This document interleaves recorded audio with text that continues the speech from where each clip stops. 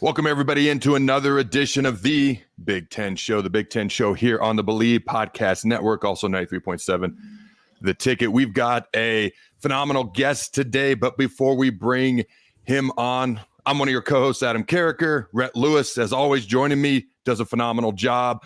I decided to take last week off, sleep all day, not come to work. So, Rhett did all the work, so thanks for covering me, my man. All right, glad to have you back, buddy. This is good. This is a good time of the year as we kind of get ready for the unofficial start to the new Big Ten season, which of course will be Big Ten Media Days at the end of July. I got to spend last year's Media Days and many days after that with my good buddy Ben Hartsock, who is joining us today, a 10-year NFL veteran, a great Ohio State Buckeye, a national champion, and an all-around good guy. Great to have you, Benny. Excited to have you join the program here because I know you believe in the Big Ten as well. What's up, bud? The countdown started. I don't know when we can officially say that the season is here. It feels like week 0 is now week 1. So yeah. Week 0, we can already say we're on the cusp. But Media Days is right around the corner. Any day talking Big Ten football is a good day. I think we're at like 60-something days, maybe till like week 0. The countdown is for sure on, and it has been ever since we got under 100. And we've actually got a little bit of a countdown ourselves here today on Believe in Big Ten because we're going to do 10 burning Big Ten questions with Benny. That's an unintentional alliteration, I think, but we're excited about it. It sounded great. Phenomenal. We're going to go with it. I like it. So let's do this thing here. We might throw a little input in here, but we're also going to give some of our answers as well once we get yours out of the way here, Ben, because I'm looking forward to this because you always got some nuanced takes, especially as we enter the world of the new Big Ten, which is where we shall begin. What are you most looking forward to this year as we embark on the new 18-team Big Ten Conference? Yeah, I mean, bringing in the West Coast 4 represents the new era of it's no longer a regional sport. It is a national sport. And what am I most looking forward to?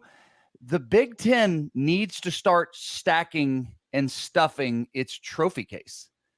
It really does, because whereas Rhett, when you and I played, Adam, when you and I played, the SEC was a far off land that we knew about, and we knew that they played football, but we weren't really that hyper concerned with. But now the Big Ten is in direct competition with the Southeastern Conference, and for the past 15 years under Nick Saban, most notably, and more recently under Kirby Smart, they've been stuffing the trophy cases. And right now, you bring in Oregon, who has been in the college football playoff.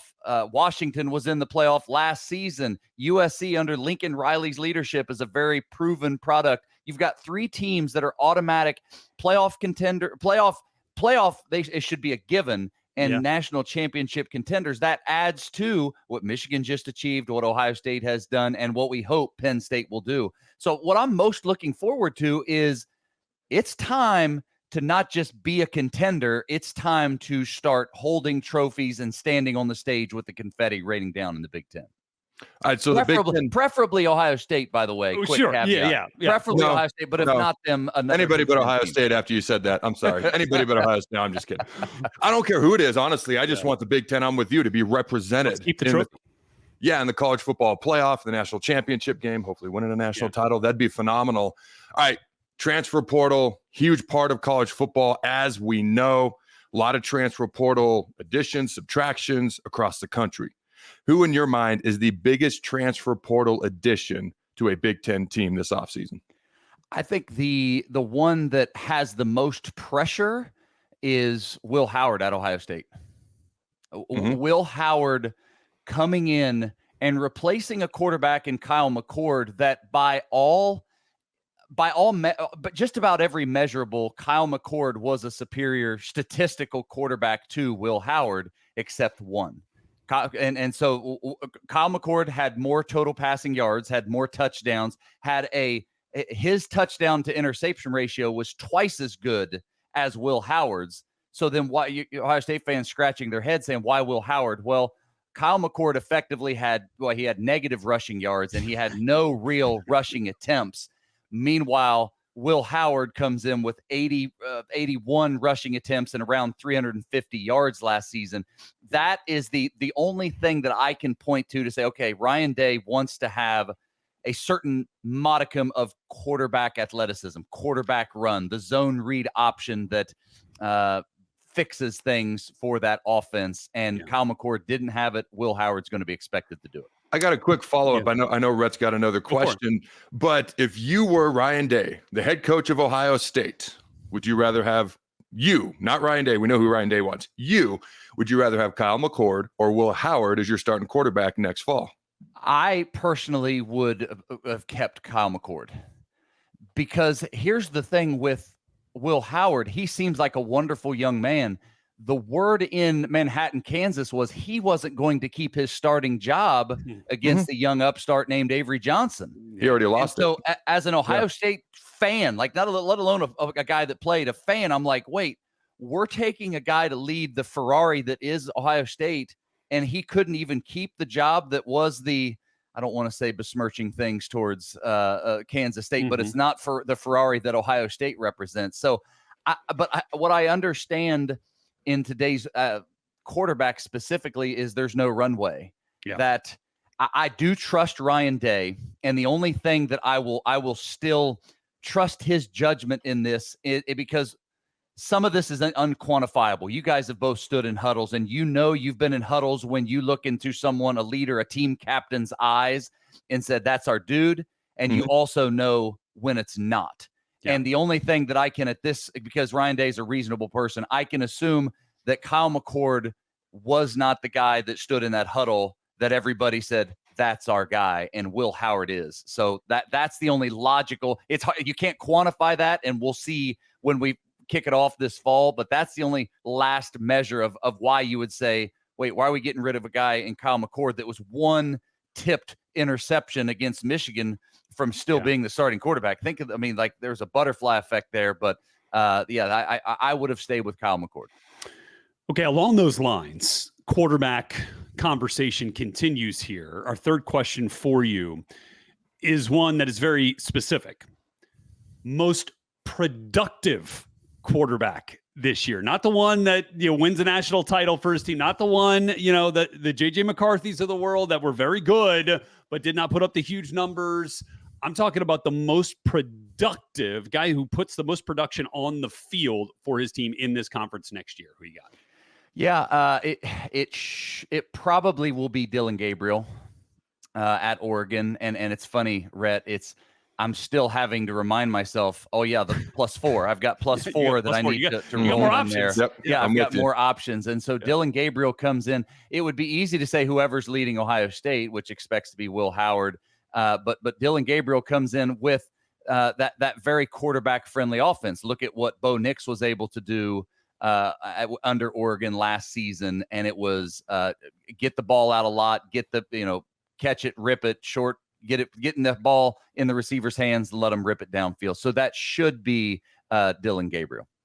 Don't feel bad about getting used to the 4 West Coast teams coming in. Rhett and I did a top 25 show, like all the Big Ten teams that were in the preseason top 25 post-spring, and we went through all of them, and USC was like number 25. I completely left them off my list, completely forgot to talk about them. I was like, oh, yeah, they're in the Big Ten. Yeah, my bad.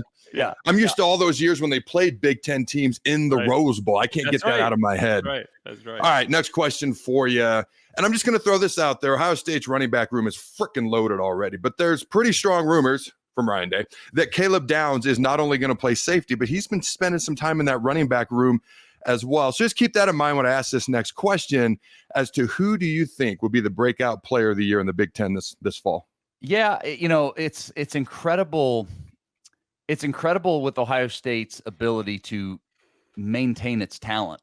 That in a world, specifically in the quarterback room, Will Howard, Devin Brown, Julian Sayin, Aaron Nolan, incredible. But at running back, Travion Henderson, before he before his injury struggles were so prevalent and kind of cemented as his legacy, he was a Heisman guy. He was like, hey, this guy's got Heisman potential. But amidst that, you bring in Quinshon Judkins, and I've heard some of those similar rumors about Caleb Downs. And Yeah, it's base level as Pop Warner guys. You take the best athlete on your team and you hand them the ball. So why not, right? Like, absolutely, why not? Which, and like the thing with Caleb Downs that blows my mind is how little publicity he's getting in this year's transfer portal class. He was the best transfer portal addition, regardless of position. Rhett, I know you are our resident draft expert. Yes. The dude's a top 5 pick in 2 seasons. Like that's after 1 year of production at Alabama, right? And he's going to do even better this year at Ohio State. Yeah, I'm particularly interested to see, what he does with Coach Knowles and how that. Remember what the jump that Proctor made. You get the young guys out there in that Ohio State. That is a Sonny Styles. Whether he's in the safety room, whether he moves around a little bit, like that is a loaded safety room, and there's some serious playmakers in that group. So I certainly think that they could definitely go there. Benny, I left this part out of your introduction, but one of only, if my memory serves correct, 2 tight ends this century to catch over 30 passes for the Ohio State Buckeyes, along with the great Cade Stover, brand new Houston Texan. Excited to see what he's all about in the league. By the way, my sister works for the Texans, and she absolutely loves Cade already. All ball, all the time. He's going to be a big name to watch down in Houston. Who is the biggest name, Benny's best tight end to watch this season? Yeah, we 2 tight ends ago, it was feed Ruckert, right? We were trying to get Ruckert to beat that Hartsock stat. A little inside baseball, Adam. This is a stat that's not really a stat that was attributed to me. It wasn't even a record, but thankfully Cade Stover broke it. So it was Ruckert. It was feed Ruckert 3 years ago, and then 2 years of feed Stover, and he finally took care of it. And he moves on now to the NFL, and his losses is more his leadership, his presence. He was a dog. He was a guy that, like you say, that his impact. It's not surprising to hear he's doing well at the Texans. He will be missed from a hard-nosed, plays hurt, gritty, grimy kind of play character. He's right up your alley. That's what he leaves. The guy replacing him is a little bit of a completely different, cut from a different cloth. Guy Scott comes in, a 5th, maybe even a 6th-year senior, converted wide receiver that has been around the building for a long time, so universally respected and thought highly of as a teammate. But he's also been leapfrogged a couple of times throughout his career as not being the starter. It's kind of his by default now, and he's not a big hand in your dirt kind of the guy. He's converted wide receiver, so I'll be interested to see. I expect him to be more H tight end, F tight end, behind the line of scrimmage, cutoffs behind the line of scrimmage and backside cutoffs, so as a more hand in the dirt like Cade Stover was. Any other tight end though that catches your eye in the conference at this point? No, he's the main guy right now. I haven't studied those guys super closely now. All right, as we've talked about, a lot of new in the Big Ten this year. There's some new coaches coming in as well. Who was your most intriguing new coach in the Big Ten Conference? Well, it was going to be Bill O'Brien in his very short tenure at Ohio State. But now it's his replacement in former Big Ten head coach Chip Kelly. Chip Kelly is having Chip Kelly, like, bigger picture, the symbolism of what does that mean to UCLA and what does that mean to just the hierarchy of coaching, that you have proven, tested leaders at the NFL level with Chip Kelly, proven winner at Oregon, doing good things at UCLA amidst all of the madness of the college sports landscape right now, saying, you know what, I just want to coach ball. And for him to focus back in. And so for his part of that story is like, wow, you can feel the weight off his shoulders when you see him at spring practice of, like, I don't have to deal with all the head coach nonsense. I just get to coach ball. He loves it. The perfect marriage for the two is Chip Kelly was Ryan Day's mentor. And that relationship, we've heard about Ryan Day kind of begrudgingly knowing he had to give up play calling duties so that he could do the head coach things of raising NIL and re-recruiting your roster and working all the things now required of head coaches. So it's a perfect, if you could make a handoff least painful, it would be Ryan Day handing it off to the guy that taught him the fundamentals of how to call an offense. So bringing Chip Kelly in to lead this incredibly talented Ohio State roster The wide receiver room, we all know about Marvin Harrison Jr., but they have completely reloaded the deck. A couple new names entering the chat, Carnell Tate, and then most notably Jeremiah Smith coming in. Two guys outside of Ohio State that maybe you don't know much about. You're going to know about them early in the season. So I think that's a great point. And by the way, built-in synergy already on the staff, right? One of the best offensive line coaches in the country. Also, one of my former teammates, Justin Fry, was Chip Kelly's offensive coordinator at UCLA when they first got there. So now they come back together. There's going to be some synergy there with how they want to attack offenses. And I imagine they hit the ground running, getting that new staff, that new kind of offensive look and attack going in Columbus. All right, let's move forward here. Our seventh question for you, 10 burning Big Ten questions with Ben Hartsock, who is our esteemed guest here on the Believe in Big Ten show here today. We're going to move to question 7. We know Ohio State is going to be up there. We know that Michigan is looking to defend their Big Ten title again. Oregon has for sure entered the conversation there, but who is the surprise team that could make some noise in the 18-team conference this year? Yeah, Penn State can't be a surprise team. They're a perennial double-digit New Year's Six Rose Bowl team, so they're a team that should be absolutely banking on playoff participation, making the playoff. But as far as a surprise team, I think there's some real juice to Nebraska. That Matt Rule. Look at this guy's face light up over here. I didn't show any emotion on purpose. Unbiased, kind of.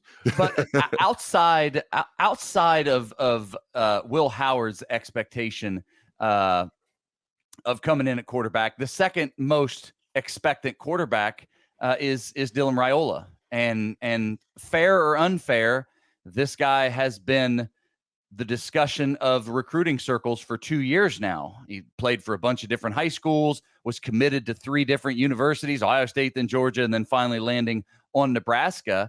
And you take the development curve of Matt Rule, that his success, he has seen success, not year one, but early in his time at Temple, early in his time at Baylor, and he has been quietly amassing talent. Isaiah Nair at the wide receiver position, and we knew the defense has quietly been fixing itself in Nebraska the past couple of years. So if Dylan Raiola can be the lightning rod that everybody supporting Nebraska hopes he can be, they can make some waves. And part of the reason why I am willing to put myself out there a little bit saying Nebraska, it feels like everybody says Nebraska every year.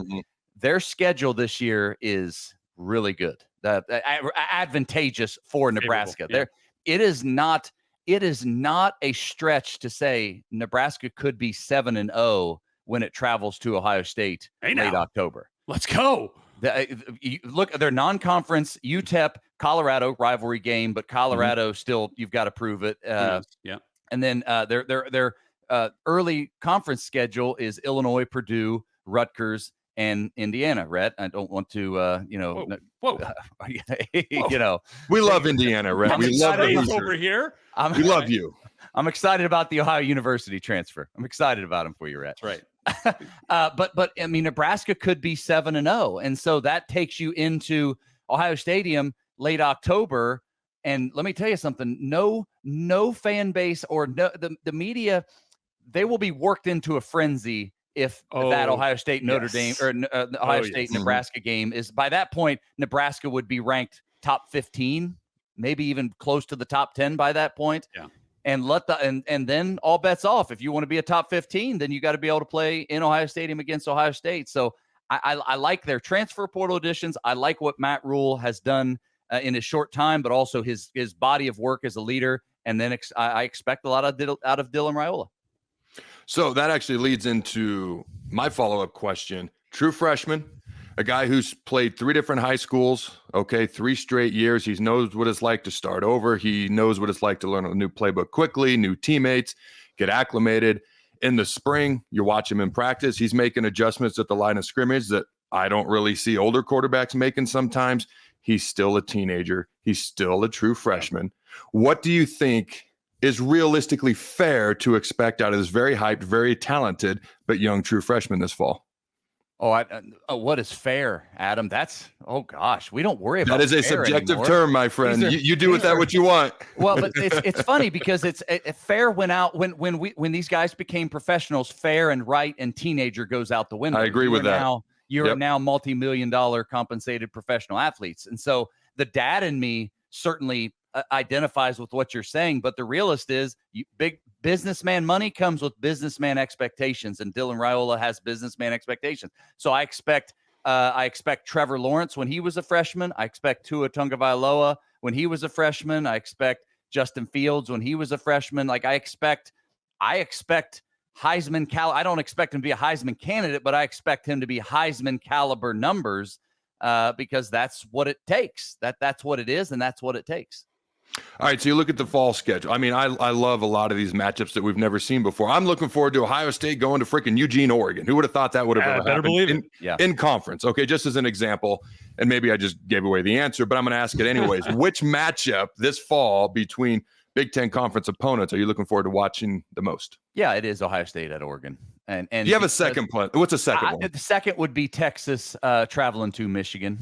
But you wanted conference on conference. Yeah, in conference. That's still pretty good. I mean, that's still a pretty marquee matchup this year. Yeah, for sure. The national championship rematch would be huge, right? Yeah. But ultimately, it's that Ohio State Oregon matchup because Oregon comes in and in the first year it's in our conference, it's expected to be, if not the runner-up, it is expected to be the conference champion. Yeah, Michigan. Despite winning a national championship, we expect them to take a step back this year. The quarterback's gone. The majority of their talent is gone and their head coach is gone. So we expect them to take a step back.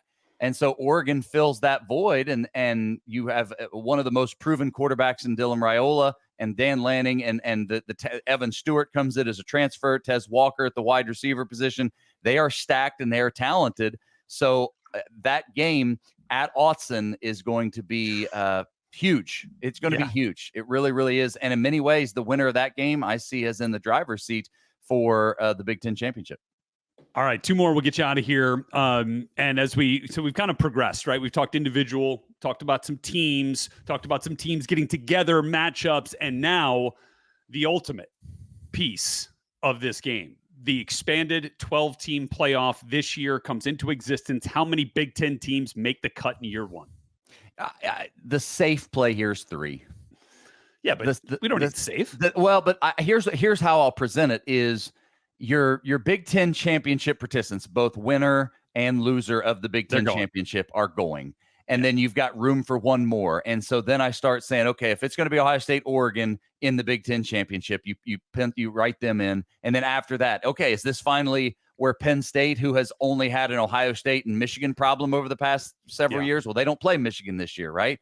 So if Penn State can slot in there as that third, and then after that, let's say Michigan continues its run of success, and Alex Orji does big things, and Sharon Moore can keep things going the right direction, and Michigan's only loss is to Ohio State in the rivalry game, right? Like, what are the consequences of all of that? That then is where you find your fourth. And ultimately, it's tough right now because we've got no precedent from the panel, from the college football selection committee in this format. Over the 10 years of the 4-team playoff, we learned some of these rules of thumb that was blown up in the last year with Florida State last year. But at least we had a precedence in place from the committee to know 3 or 4 or 1 or 2 or whatever those things were going to be. It's a blank slate right now. So I feel confident 3 will get in. And ultimately, even if 4 deserve to be in, I think there will be a higher likelihood of saying, let's get more diversity in this first year, as opposed to taking potential risk in putting 4 from one conference, especially the Big Ten or SEC. So there's talk of the SEC possibly getting 5 teams in. So in theory, okay, if that works out, 5 SEC, 4 Big Ten potentially. I think 4. Yeah. Then you're 8. I think 4. Then your ACC champ, your Big 12 champ, and your group of 5 team, the best group of 5 team. There's your 12.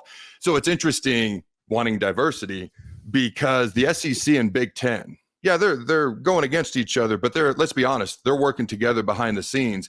and they've threatened to leave and do their own thing in their own playoff. And it's very, very real, very, very serious. Mhm. So I wonder if the committee is kind of like, well, we don't want them to leave because then that blows everything all to And hell. puts a bunch in. So maybe they put more in. It could go both ways. I'm just kind of curious. Hey, Carricker, I like this. This is some tinfoil hat conspiracy theory stuff. Let's go. Oh no, it's very real. It's very real. This is on my, I'm with you. This is it's not just about the best teams right now because the landscape is so fluid. You do have to put those thoughts into mind that if we shaft the SEC or the Big Ten, they do have the muscle and the means to say, yeah, we're gonna slice ourselves out and cut everybody out. I don't mean that to sound disparaging towards you. I think that it's real, and the sad part is that has nothing to do with the play on the field or whether or not it's the right 12 that ultimately finds themselves in the field. Yeah. So I could make an argument, and we'll see how the season unfolds, but there's probably a strong argument to be made that the fourth best team in the Big Ten is better than the Big 12 runner-up, the ACC runner-up, or maybe even the Big 12 champ. We'll see how that plays out. I do like Utah a lot, though. We'll see what happens there. Last question before we get you out of here, because I am actually looking forward to this matchup a lot. I anticipate Ohio State being a big favorite, especially at home, but it's the game. Can they finally beat Michigan? Can they finally break the streak? How does Ohio State break the streak of 3 straight losses versus Michigan? Well, it's not going to be a schematic adjustment. It's not going to be, they're all blitz and not running blitz. To ultimately what Ohio State has already done, it's either going to work or it's not. This offseason, with its moves and the transfer portal and by NIL, Ohio State pushed all their chips to the middle of the table and says, this is our last move. 3 years ago, they got beat to death. 2 years ago, they got beat with big plays. Last 7 minutes. And last year, it was just that last interception. Things were like it was that close. And so they've been closing the gap. And the last play, the last card that Ohio State could push is to say, we have to have better talent. And so they opened up the money chest and they kept just about every guy on that defensive side of the ball. Yeah, Jack Sawyer, JT Tuimoloau. Yep. You bring in Caleb Downs. You keep Denzel Burke. That defense, that is an NFL defense. Every one of those guys. Yeah. I heard Urban Meyer and Jim Tressel just the other day say, we've never seen this much talent in one locker room at Ohio State. And I've just said the defense, offensively, Carnell Tate and Jeremiah Smith are like the next top 5 draft picks at the wide receiver room. Yeah. So talent everywhere. So what do they have to do to break the streak to Michigan? They've already done what has to be done. It's whether or not it manifests itself that last game of the season after Thanksgiving. They return 8 starters, as I'm sure you're aware. You add Caleb Downs. The defense is insane. To me, it's all about, Michigan's going to come and hit you in the mouth again. They've lost the second most amount of returning starters in the entire Big Ten outside of Washington, who only returns frickin' 2. So for me, 2 years ago, 7 minutes left in the game. It was a touchdown game. Michigan wins by 22. Yeah. Last year, the last 15 minutes of the game, Michigan had the ball for 11 of the 15 minutes. They're going to out-talent them. They got great coaching at Ohio State. Can they handle this? That's the only question I have. Yeah. Can you be a more physical team? Can you catch Michigan off guard? Can you have Michigan going, whoa, hold on a second. Is this the same team we played the last 3 years and beat? Like that's kind of what would have to happen in my mind. Benny, this has been fun, bud. Appreciate it. Always great to talk ball with you, man. Thanks for doing this. Always fun. Enjoy it, fellas. Enjoy it. Thanks for joining us. Appreciate it. We'll have you on again, man. Talk soon, for sure. All right, Rhett. So we got about 11 minutes left to do a sponsor shout out and 10 questions. So I'm going to do the sponsor shout out in a minute, and then we're going to do 1 question per minute to finish out the show. How's that sound? Perfect. All right. Bonzel Pool and Spa. Check them out at bonzelpool.com. Swimming pools, hot tubs, saunas, if you want them, they got them. bonzelpool.com. If you've already got such things and you need them taken care of, swimming pools, hot tubs, and saunas I'm speaking about, check them out. Hit them up, bonzelpool.com. Also, Jacobson Seed Company, your healthy hybrid advantage. Check them out at jacobsonseed.com. All right. We got an extra 30 seconds plus 10 minutes. First question. Nice. You go. What are you looking forward to the most in the new Big Ten. I want to see new rivalries develop, right? I want to see with the influx of these new teams, like does Michigan, Washington like become must-see TV every year? Does that become a rivalry based off the national title game from a year ago in which Michigan obviously came out on top? I want to see if new rivalries emerge. Like we've all been talking about how crazy, it's going to feel to see Rutgers and Oregon play a conference game. What if it turns out that there ends up being like all this animosity and bad blood and it's something that fuels something moving forward? I want to see what develops with new rivalries. I do think Washington, Michigan has some history to begin with. I think Ohio State, USC already has a little bit of history. I think Washington, Michigan, they played in previous Rose Bowls, national championship game. And just being a guy who grew up in the state of Washington, they played in the regular season several times in my childhood and growing up as well. For me, though, it's just the brand new matchups. Ohio State, Oregon is the perfect example. Just all these new matchups. That's the biggest thing I'm looking forward to. All right, biggest transfer portal addition in your opinion, my friend? I went Quinshon Judkins here, stayed with Ohio State. I know our guest Benny went with Will Howard, the quarterback transfer portal addition. I think it's also there in the backfield. And I think it's in direct relation or correlation to Will Howard because having Judkins there with a healthy Travion Henderson, you're going to take a little bit of pressure off Will Howard. If you're able to run, this is arguably the best running back duo in America. It's not arguable. It's not arguable. No, it's not. So, now, if they stay healthy, it is for sure. Yeah. And I think that's the other piece of this thing. As a 1-2 punch, fully healthy, it's going to be incredible. But they also give each other and give their team and the offense a little bit of a security blanket. If one does get banged up, bang. Either one of those guys can step in and be a bell cow for you. So I'm going with Quinshon Judkins moving to Ohio State from Ole Miss. For me, I'm going to go out on absolutely zero limbs, and I'm going to say Dylan Gabriel. Yeah. Oregon had 21 of the best players in America. They just made it 22. Yeah. All right. I'm probably going to have the same answer for number 3. Most productive quarterback in the Big Ten Conference this season. Yeah, and this kind of goes back to our quarterback rankings a little bit. And stepping out on a limb here, I think Will Rogers from Washington. I like it. The way that Jed Fish mentored Noah Fafita and Jaden DeLaura before him and had extremely productive seasons there in the past game at Arizona. Now Jed Fish running Washington's program. Will Rogers comes in with an air raid background, having played for Mike Leach at Mississippi State. Let's throw it around the yard. I think he's going to have opportunity. And with that opportunity, he's going to have production.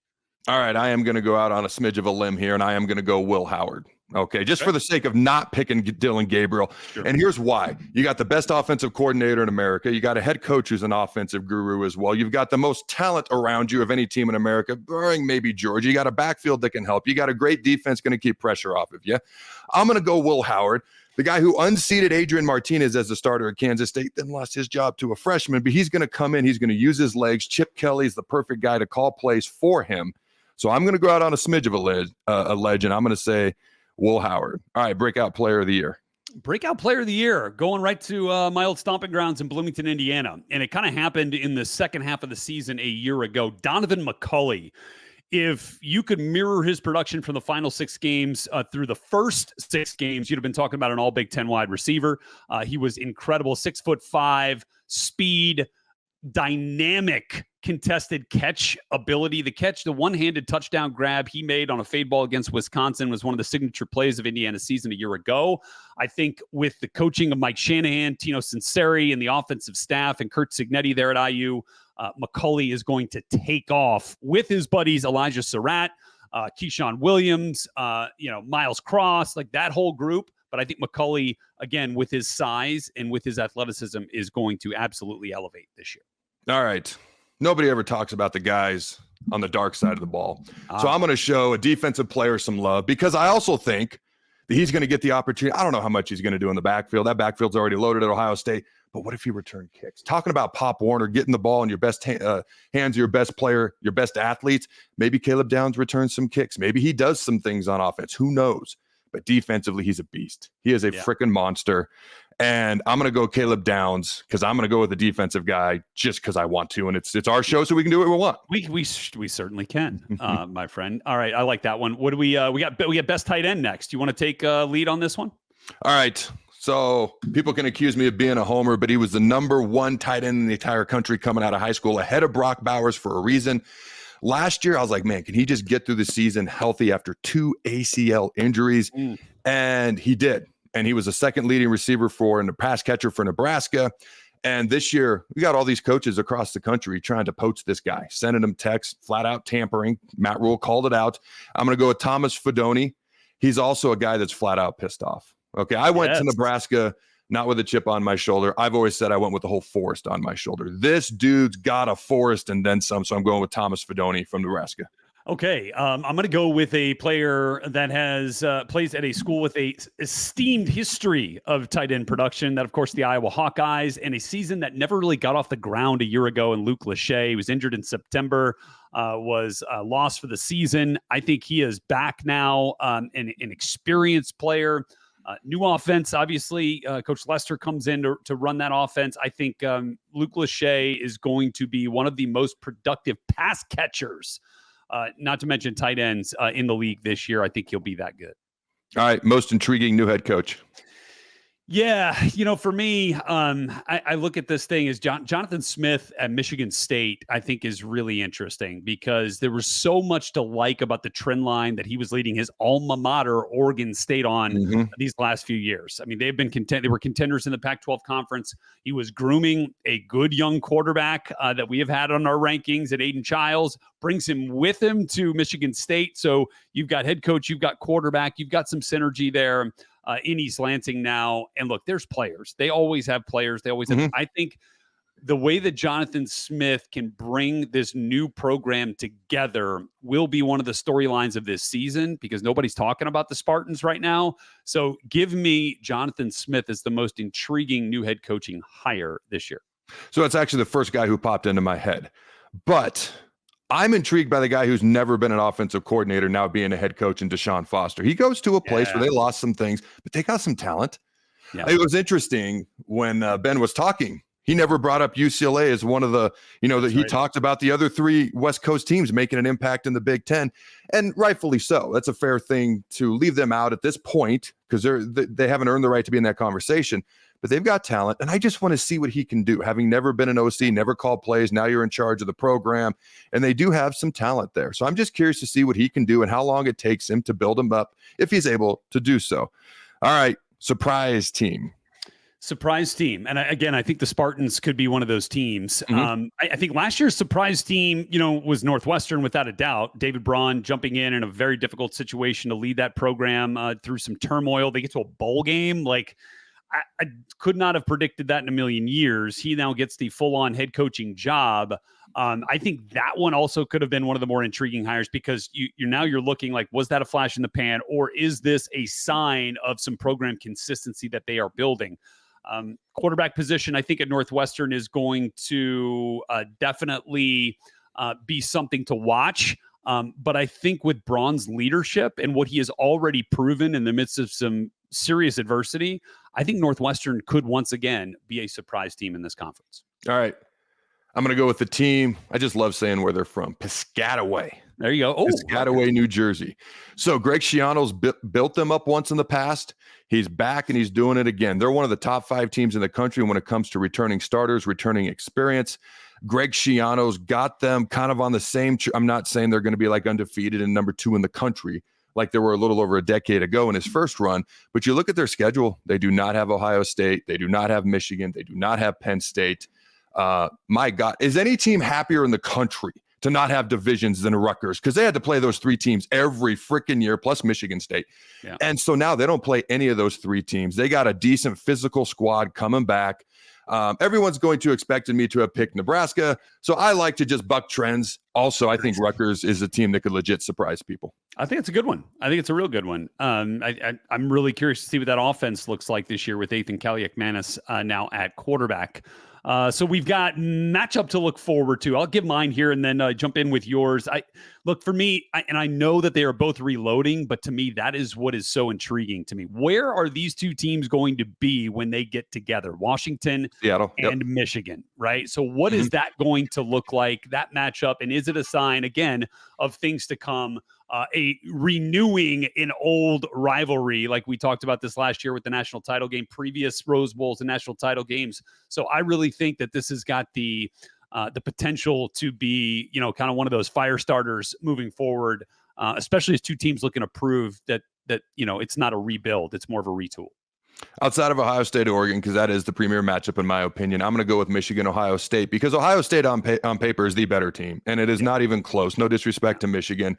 They're going to have them at home. They got all the motivation in the world, all the talent in the world, but they still got to do it.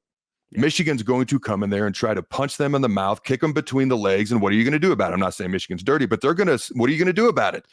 Ohio State doesn't even have to, they don't even have to completely match the physicality. Just come close. They were closer last year. If they could match it, they'll win the game.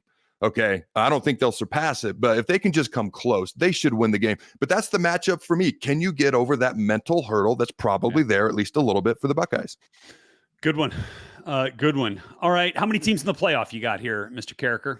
I got 4. I do think there's something to the tinfoil hat thing. Because the SEC and Big Ten, yeah, they're competing with each other, but they're working with each other behind the scenes. And it's not even that big a secret. And if they want to break away, they can. There's nothing anybody can do about it. I also just think the most entertaining conference in America is going to be the Big 12. I think I've even dubbed it America's Conference. I'm not the only one to say that. Right. I stole that straight from Josh Payton. I'll admit that. Credit to that guy. But the best football is going to be played in the Big Ten and SEC. The Big 12 champ may be able to compete as a top 3 team in the Big Ten, but not the runner-up. Same with the ACC. I got 4 for the Big Ten and either 4 or 5 for the SEC. Okay, I'm going to go 4 as well. I'm going to say Ohio State. I'm going to say Oregon. I'm going to say Penn State. Okay, and then I'm going to say who else? USC, Iowa, Wisconsin, one of those 3. Sure. Does somebody jump in? Does somebody have, take advantage of a great schedule and win 10 games? Or, I don't think 9 does it, but can you be 10-2, right? In the Big Ten, say you're not playing for a, Big Ten championship game, but you've got an opportunity there, to stack some wins.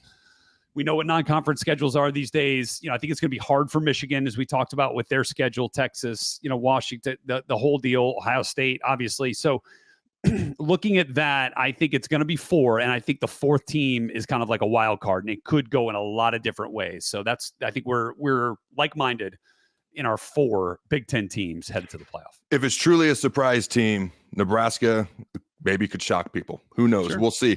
And I've already answered this next question. How does Ohio State I feel the same way. It's physicality. Yeah. It's physicality. It's showing you're the tougher team. They don't even have to be tougher. Just match them. Just match them. So I'm gonna pose a different question to you, and then we'll get out of here. Yeah. And we got to see how the season unfolds. Yeah. 9-3 SEC team, 9-3 Big Ten team. Who gets in? A 10-2 Big 12 ACC or Big 12 ACC team at 10-2, or do they have to be 11-1? And still, I think there's an argument for a 9-3 SEC Big Ten team over an 11-1 team and one team from the other 2 conferences. Your final thoughts? I think in that regard, I think the 9-3 Big Ten team is the winner because we're playing 9 Big Ten games. Mm-hmm. SEC still playing 8. They've never been punished for that. Not once. That's not right. Once. They still have that cupcake matchup late in the season. Their second bye. Right.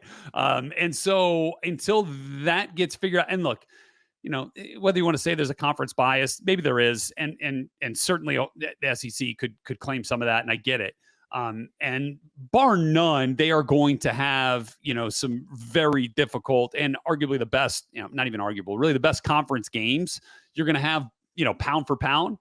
But I think with the 18 teams now with the Big Ten and the extra conference game, not extra. I mean, we've had 9 for a while now, but I'm just saying like extra in terms of comparatively with the SEC. I think the Big Ten team is going to get the edge this year.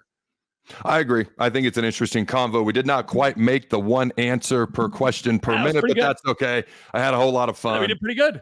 I've been Adam Carricker. He's been Rhett Lewis. Thanks for joining us on the Believe in the Big Ten podcast show. We'll see you next time.